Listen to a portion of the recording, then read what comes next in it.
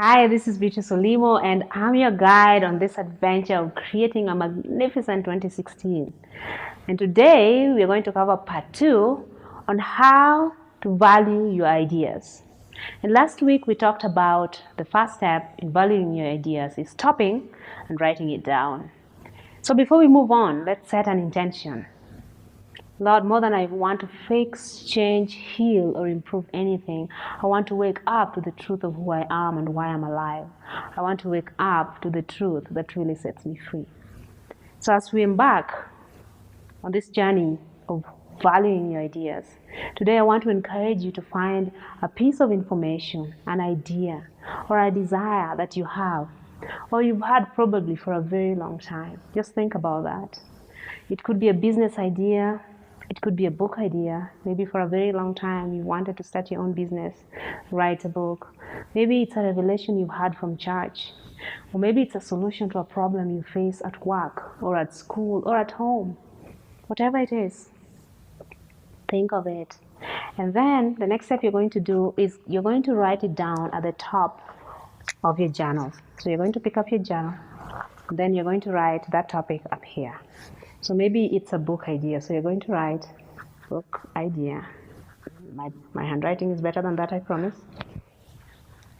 And so we're going to find a topic for this book.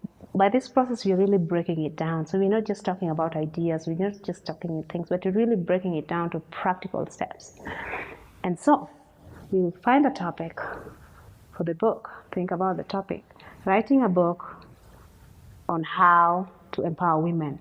Or for men, maybe you're a man and you want to write a book on how to empower men. So it could be writing a book on how to empower men. So now we have the book idea and we have the topic. So whatever it is, maybe it's a solution to a problem at work, write it. Listen to the negative self-talk.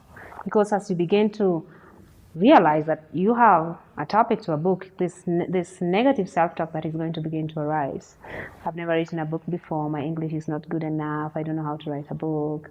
I'm not educated enough. I don't have a master's degree. I don't have whatever it is, whatever the negative self-talk is. Write it down. And this is where ideas suffer. When we have an idea, when we have a solution, a revelation, it gets drowned into our negative self-talk because we can't see how it's going to happen. We can't see how that will ever come to pass. And we stop right there and we let our doubt, we let our negative self-talk drown all these ideas that we have. So we stop and we don't even try. But you must start right now. Nothing happens in the future if you don't start. So you notice the negative self-talk and you write it down. And as you write down your negative self-talk, as you notice it, if you hear anything negative in your head, you write it down. You're going to see a pattern emerge. And you're going to realize that this is the pattern that has been keeping you from doing the things that you've had to do. And then you're going to see the pattern for what it is. So then, once you notice the patterns, you can create prayers and affirmations that can really transmute these patterns and keep them stuck so that you're able to be free to move on with your ideas. So you want to write a book about how to empower women, or you want to write a book about how to empower men to step into their greatest potential. And the rule is, once you get the topic, you start writing and you write for 3 minutes without stopping. So if it is how to empower men, just start writing for 3 minutes. I live in a society where men are not really empowered and they don't really know who they are or their value, what they can bring to society. And that leads to them not treating women right because they really were not raised right.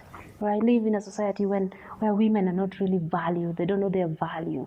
They work so much and their voices are not heard. Whatever it is, write down for 3 minutes. And this is the process of unpacking ideas and information and bringing it into something that's actionable.